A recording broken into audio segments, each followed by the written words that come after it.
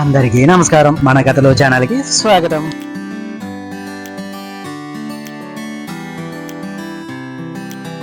ప్రాచీన కాలం భూమి యుద్ధాలతో నిండిపోయింది. రాజులు గర్వం కోసం పోరాడుతుంటే ప్రజలు రక్తసిక్తమై క్షోభతో జీవించేవారు.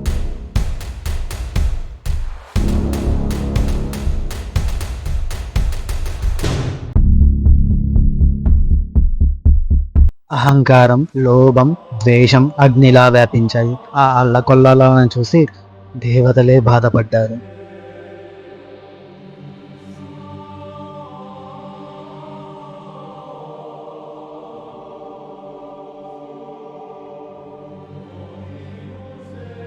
ఆ దేవతలందరికీ అప్పుడు ఒకే ఒక ఆశ్రయం, మహాదేవుడు, భోలేశ్వరుడు, కైలాసపతి, సమస్త జగత్తునాథుడైన శివుడు.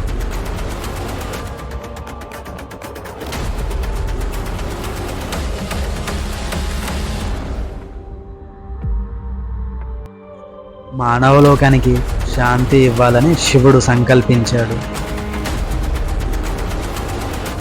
గంభీర హిమాలయ పర్వతాల మధ్య నిశ్శబ్దమైన అడవులలో శివుడు కళ్ళు మూసుకొని తపస్సులో మునిగిపోయాడు.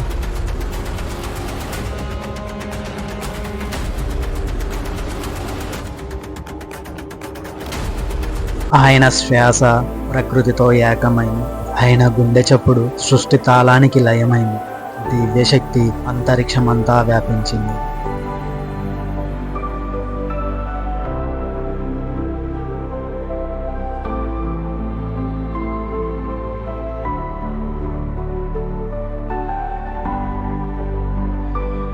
ఆ తపస్సు అంత శక్తివంతమైంది. అరణ్యంలోని క్రూర జంతువులు కూడా ఒకరినొకరు హాని చేయడం మానేశాయి.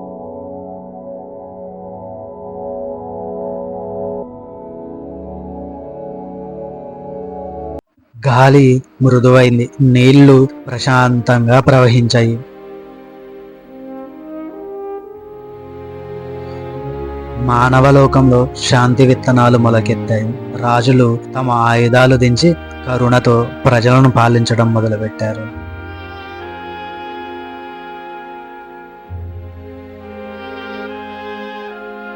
ఈ ప్రశాంతతంతా శివుని తపస్సు ఫలమే. అతని నిశ్చల ధ్యానం ఒక యుద్ధ భూమిని శాంతి భూమిగా మార్చింది.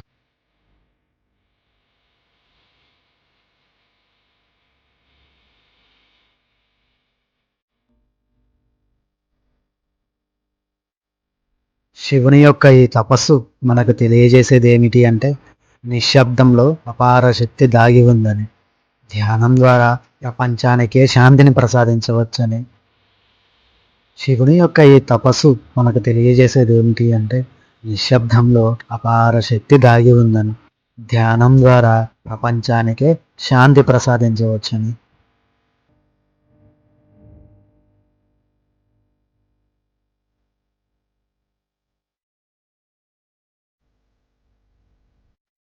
ఇది ఈ రోజు కథ. ఇలాంటి మరిన్ని కథలతో మళ్ళీ మేము ముందుకు వస్తాము. మా యొక్క ఈ కథల ఛానల్ మీకు నచ్చినట్లయితే లైక్ చేయండి, షేర్ చేయండి, సబ్స్క్రైబ్ చేయండి. అదేవిధంగా మీలా మరో నలుగురితో మన ఛానల్ని సబ్స్క్రైబ్ చేయించండి. ధన్యవాదాలు. ఉంటాను మరి.